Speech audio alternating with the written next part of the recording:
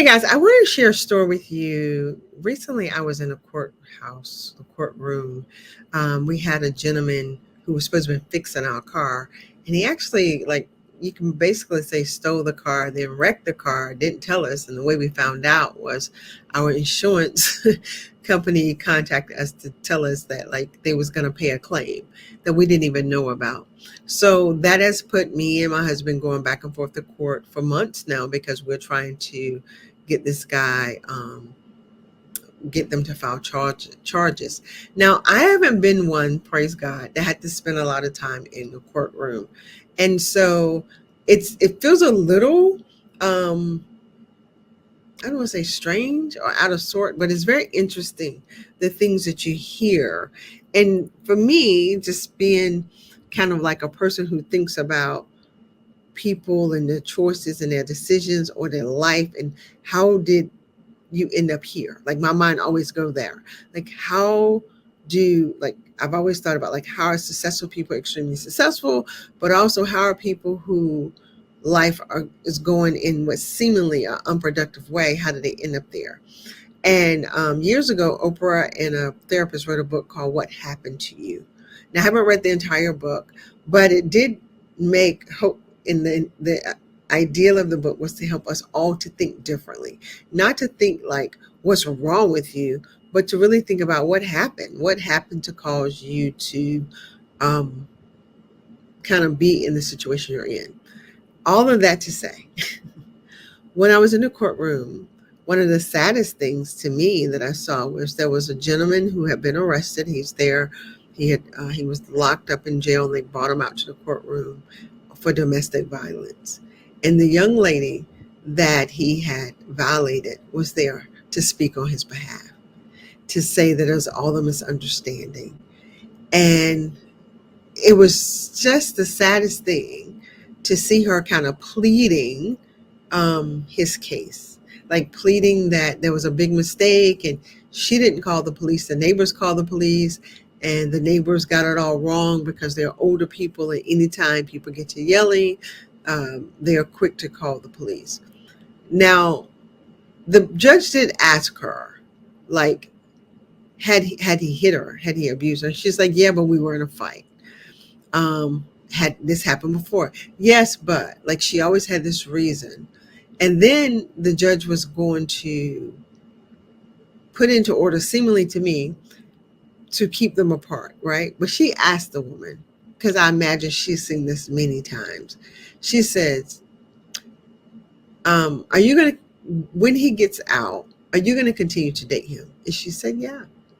So instead of putting a restraining order or ordering him to stay away from her, the judge just said, you know what? Okay, fine. And she goes, but because he's my babysitter, like, he takes care of my kids. And I thought, wow, what must that environment be like for her children? Her children have seen you all, even if it's not maybe domestic violence where he's beating her. But come on, guys, the man is locked up. This wasn't his first offense. Maybe they were fighting. But this is the person, and wasn't her husband. She didn't even necessarily say that he was the children's father, but this is the person that she is entrusting her children to. So here's a few things I want you to think about as I share this story. And this is something I noticed earlier in my life, and it helped me to make, I believe, wiser choices and decisions. People will treat you the way you let them treat you. But even more importantly, many times we allow people to treat us the way we've been treated in the past.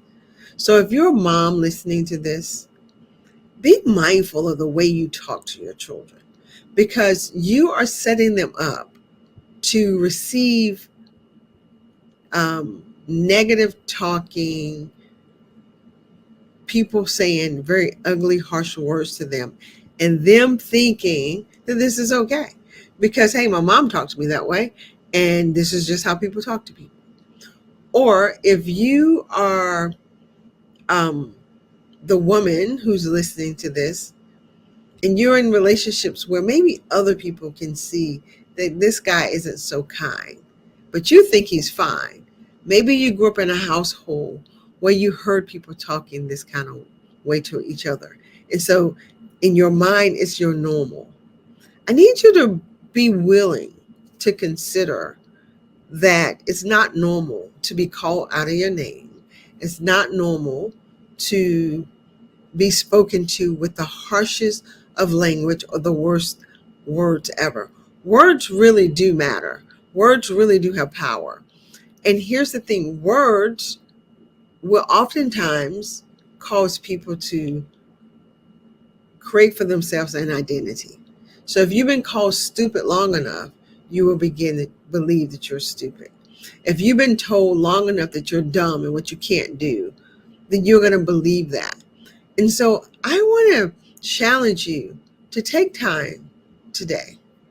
When you see this, take time and think about, what did you grow up hearing people say to you about you?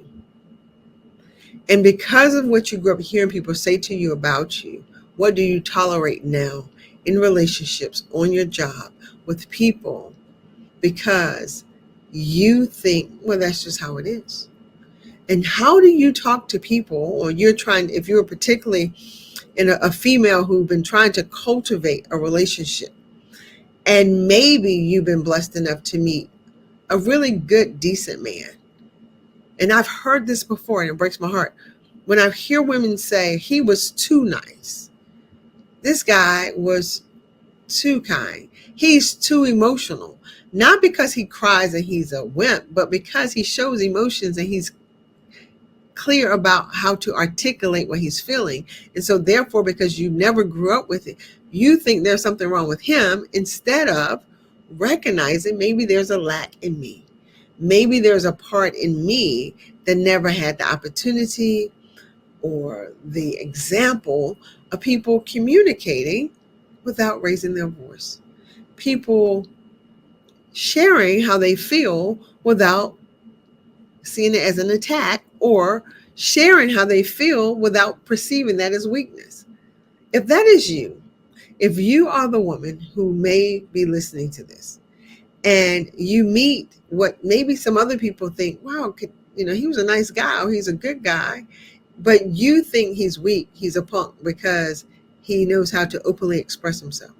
Or maybe you're the very opposite. You meet men who can express themselves, and so all you all do is fight and argue about, you don't know what I mean, you don't know what I'm saying, you don't understand me. If that's the constant battle, that is the area in you that needs what I call an awakening. You need to be awakened to what you grew up perceiving, how you maybe have been hurt, or I don't want to use the word broken, because I used that before and it really bothered a woman. But when I say broken, we all have some brokenness. I have some brokenness. I still have some brokenness. But there are areas sometime in our life that's so broken that it causes us to lack the capacity to really receive love. And what you got to get about us and about the way God created us, we was designed, created for love. Like, love is the highest power.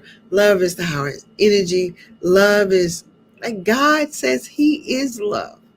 So if you don't even know how to receive good, pure, kind love, gentleness, think about the fruits of the Spirit: kindness, patience, peace, kindness, patience, gentleness.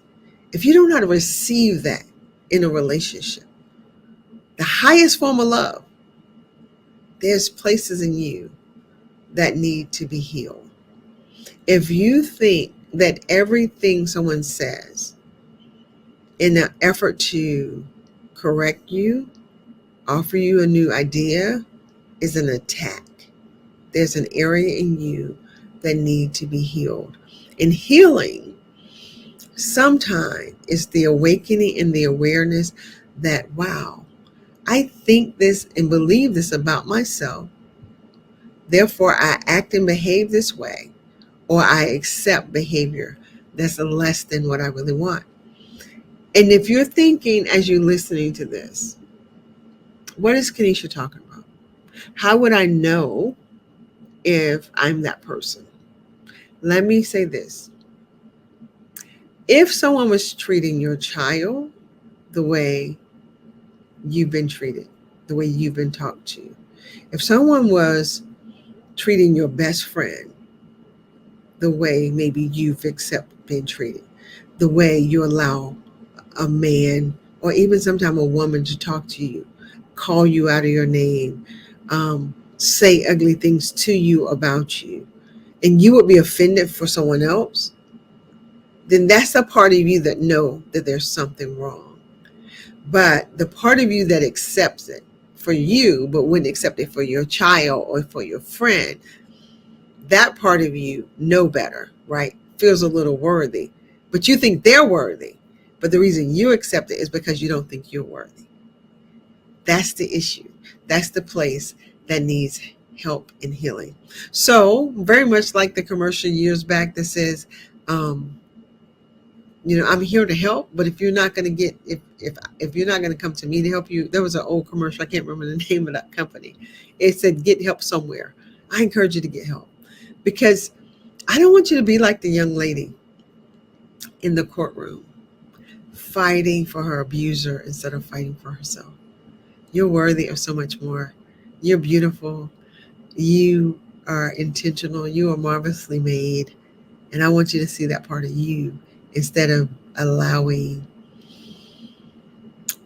people to mistreat you. All right. Have a blessed day. Bye.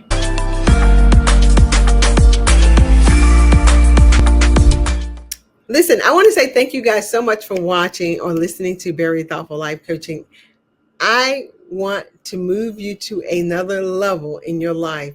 And so because I am intentional about that, I want to invite you to join me on October 4th through the 7th for an amazing retreat. We're calling it Bubbles and Business Retreat. Now, if you follow me at all, you know that I have a business partner, Jet, where we team together because Jet is very strategic, business minded, and I am very centered, spiritual, get you in the alignment, help you walk into your purpose, but then how to monetize that. We show you how to turn your gifts and your talents into businesses so that you can walk in the fullness of who you've been created to be. And we're going to spend 3 beautiful days together down at Lake Gaston, North Carolina, October 4th through the 7th. We only have 10 spots available. So many ladies are saying they're going to sign up, but understand this, nothing moves until you book your spot. All you have to do to secure your spot is to pay your deposit, and then you will be locked in and loaded and be ready to join us on October 4th through the 7th. We hope to see you there. We cannot wait. It's going to be phenomenal.